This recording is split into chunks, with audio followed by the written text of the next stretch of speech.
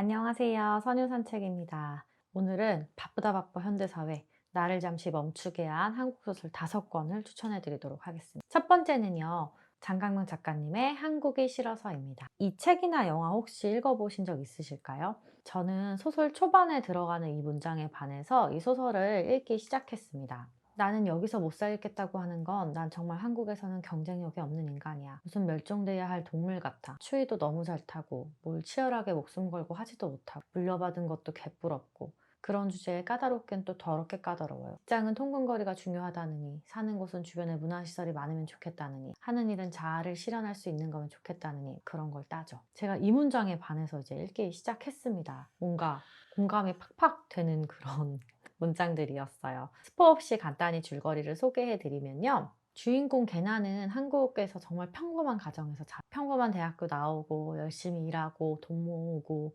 이렇게 지내고 있는데 부모님이 어느 날 밥을 먹는데 그런 얘기를 해요. 집에 재개발을 들어가야 되니까 돈을 좀 보태라고. 거기서 부모한테 막 화를 내고 그리고 뭔가 죽어라 노력하고 있는데 아무것도 달라지지 않는다고 느껴요. 그래서 이 한국 사회에서 반복되는 경쟁, 불안정한 삶, 무의미한 일상에 지쳐가다가 어떤 희망도 찾지 못하고 결국 호주 이민을 결심하게 됩니다. 물론 호주로 이민 갔다고 파라다이스가 펼쳐지진 않았겠죠. 거기서도 삶도 쉽지 않았을 겁니다. 그곳에서의 끊이지 않는 고민들, 그런 걸 안고 살아가는 우리들의 모습을 보여주는 소설입니다. 공감 갔던 문장 하나 더 소개해 드릴게요. 한국 사람들이 대부분 이렇지 않나? 자기 행복을 아끼다 못해 어딘가 깊은 곳에 꽁꽁 싸놓지. 그리고 자기 행복이 아닌 남의 불행을 원동력 삼아 하루하루를 버티는 거야. 한국인들, 물론 다른 나라 사람들도 그렇겠죠. 항상 앞을 보면서 달려가다 보니 끊임없이 비교하고 그 비교에서 살아남기 위해서 남의 불행을 원동력 삼는다는 말이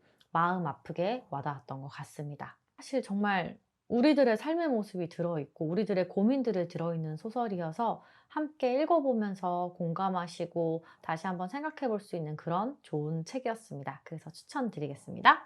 두 번째 소설은 적상가옥의 유령 조예은 작가님입니다. 제가 그 유명한 작품 있잖아요. 조예은 작가님의 칵테일 러브 좀비? 그 단편집을 빌려서 읽었던 적이 있는데 약간 좀 잔인한 장면들이 나와서 거기서 포기하고 안 읽고 조예은 작가님 작품을 조금 멀리 이렇게 하고 있었는데요. 우연히 또 이제 스마트 도서관에 대활 도서가 없나 보다가 적상가옥이란 말에 좀 끌려가지고 우연히 이제 대출을 하게 되었습니다. 이 간단한 줄거리는요. 외증조모가 돌아가시게 되는데 그 외증조모가 적상가옥에 좀 오래 사셨어요. 그런데 그 집을 이 증손주인 주인공에게 주겠다는 요원을 하게 되는 거예요. 그래서 이 주인공이 처음에는 망설이다가 그래 그러면 먹고 살기도 힘들고 하니까 그 집 좀 고쳐서 카페 같은 거 하면 좋겠다라는 생각으로 돌아오게 됩니다. 그런데 이 집에 들어오자마자 이상한 환청, 환각 등이 보이기 시작하는 겁니다. 그 집 가운데 약간 창고라고 해야 될지 독채로 되어 있는 공간이 있는데 그곳에서 외할머니가 이상한 자세로 돌아가셨다는 얘기를 듣거든요.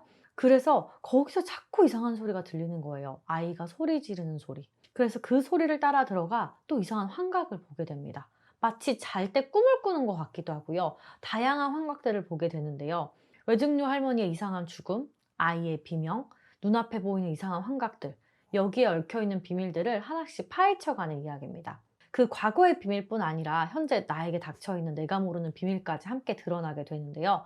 무섭지만 정말 페이지 터너였습니다. 그리고 저는 읽으면서 자꾸 박찬욱 감독님의 영화 아가씨가 떠올랐어요. 그 집을 상상하면서 처음에는 이 책을 읽었는데 나중에 군산 여행을 가게 돼서 거기서 적산가옥을 실제로 봤는데 이게 그 모티브가 되었다고 하더라고요. 그래서 그런지 모르겠는데 이 소설 속 이야기가 저에게 약간 좀 살아있다는 느낌을 많이 준 것 같아요. 스토리 자체도 흥미진진하고 재밌지만 전반적인 이야기가 뭔가 실제하고 있는 그런 느낌이 들어서 이런 장르 좋아하시는 분들은 정말 재미있게 읽을 수 있는 소설인 것 같습니다. 세 번째, 유일하게 지금 제가 소장하고 있는 도서인데요. 강화길 작가님의 치유의 빛입니다. 이 작가님 이름이 언젠가부터 계속 귀에 들리기 시작해서 도서관에 갔는데 이런 장편 소설들은 거의 다 이제 예약까지 다 차 있더라고요. 그래서 제가 구입해서 이제 읽게 된 책인데요. 엄청 흡입력 있고 끝까지 쭉 읽게 만드는 힘이 있는 소설이에요. 간단히 줄거리 소개해드리면 이 소설의 주인공인 지수는 되게 작고 눈에 띄지 않는 평범한 아이였어요.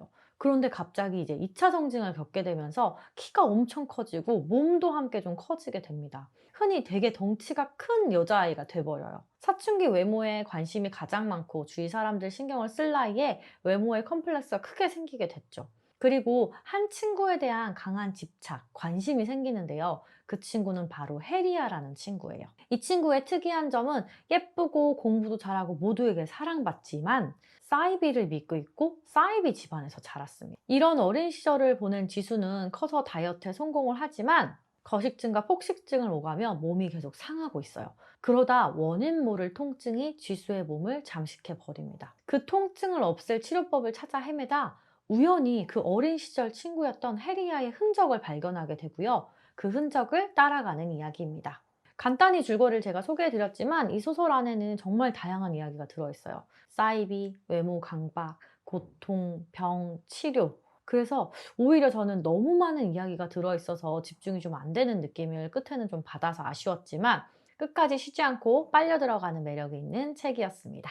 네 번째, 가녀장의 시대입니다. 여러분, 이슬아 작가님 혹시 아시나요? 저는 이 책을 통해서 작가님을 처음 알게 되었는데 굉장히 재미있게 글을 쓰시는 분이더라고요. 보통 대부분의 소설들은 내용은 재미있지만 글 자체로는 좀 무겁게 가라앉은 느낌이 많다고 생각을 하는데요. 이슬아 작가님은 글 자체가 좀 무겁지 않고 통통 튀는 느낌이 있어요. 약간 만화책 보는 느낌 같기도 하고 편하게 읽을 수 있어서 되게 좋았습니다. 이 책의 내용은 제목처럼 가부장이 아니라 가녀장의 시대를 보여주고 있어요. 주인공이 독립출판을 어느 정도 성공해서 자신만의 출판사를 차리게 되고요. 그곳에 자신의 부모를 고용을 합니다. 또 재미있게 부모라는 말보다 모부라는 말을 많이 써요. 그래서 아버지와 어머니 함께 회사를 운영해 가면서 벌어지는 재미있는 에피소드들이 들어 있습니다. 좋았던 문장 소개해 드릴게요. 쓰라는 문득 복희가 없는 미래를 생각한다. 복희를 그리워하며 멈춰있을 자신의 모습이 꼭 기억나듯 그려진다. 이미 겪어본 것처럼 마치 오래전에 살아본 인생처럼 그 슬픔을 안다. 그는 지금 이 시절을 꽉 쥐고 싶다. 그러나 현재는 언제나 소나기에서 쏙 빠져나가 버린다. 복희가 이제 어머니거든요. 그래서 이런 식으로 부모에 대한 사랑이 곳곳에 박혀있는 소설이어서 보면서 울기도 많이 울고 웃기도 많이 웃었습니다. 이 소설이 작가님의 자전적 소설이라고 합니다. 어디까지가 소설이고 어디까지가 사실인지 잘 모르겠지만 비슷한 세대를 살아가는 또 새로운 유형을 보는 것 같아서 재미있게 읽었고 아직 안 읽어본 분 계시다면 꼭 한번 읽어보길 추천드립니다. 다섯 번째 소설은요. 구의 증명입니다. 최진영 작가. 정말 인기 많은 작가님이고 정말 인기 많은 책이죠. 첫 문장이 너무 강렬해서 이 책을 대여를 했다가 안 읽고 '아 뭐야 이거 왜 이래.' 이러면서 덮어뒀었는데 반납을 곧 해야 된다라는 생각이 드니까 '아 그래 한번 읽어보자.' 하면서 첫 장을 견뎌내고 끝까지 읽어냈던 기억이 납니다. 이 소설은 구의 죽음으로부터 시작을 합니다. 구와 담은 어릴 시절부터 친구로 지내요. 남녀이기 때문에 주변에서 좀 놀림도 받고 따가운 시선을 받기도 하지만 서로의 마음을 이해해 주는 건 서로밖에 없었기 때문에 서로를 의지하며 어린 시절을 보냅니다. 담은 어린 시절 주변 사람들이 다 떠나는 일을 겪으며 구에게 더욱 의존하게 되고 함께하면서 더 아픈 일을 겪게 되고 결국 떨어져 지내게 됩니다. 하지만 운명의 힘인지 그들은 다시 만나게 되고 그 행복은 길지 않았습니다. 구에게 그 부모가 큰 빚을 남겼기 때문인데요. 구는 묵묵히 그 빚을 감당합니다. 이 소설을 다 읽고 진짜 펑펑 울었어요. 이 줄거리만 놓고 보면 되게 흔한 드라마나 영화 소재 같기도 한데요. 이 작가님의 필력으로 구와 담의 사랑과 이 고통이 가슴 고스란히 좀 전해지고 박혔어요. 이 자신의 잘못이 아니라 빚이라는 무거운 짐 때문에 결국은 죽음을 맞게 되고 그 죽음을 통해서도 자유로워질 수 없는 구와 그를 너무너무 사랑한 다미의 마음 아프고 어떻게 보면 좀 징그럽기까지 한 사랑 이야기입니다. 여기까지 오늘 5권의 책을 소개해 드렸는데요. 오늘 소개해 드린 책은 그냥 앉은 자리에서 사실 한 번에 집중해서 읽을 수 있을 만큼 흡입력이 있는 책들로 골라봤습니다. 유명한 책들이라 아마 읽어보신 분들도 많이 계실 텐데요. 다른 분들은 또 읽으면서 어떤 생각을 하셨는지 궁금합니다. 안 읽어본 분이 계시다면 한번 읽어보시면 너무 좋을 것 같습니다. 마지막으로 제가 벌써 구독자가 60명이 넘었습니다. 너무너무 신기해요. 영상에서 계속 똑같이 말씀드리는 것 같긴 한데 진짜 너무너무 신기하고 감사해서 계속 말씀드리게 되는 것 같습니다. 구독해 주셔서 감사드리고 앞으로도 재밌는 영상 많이 많이 올리도록 하겠습니다.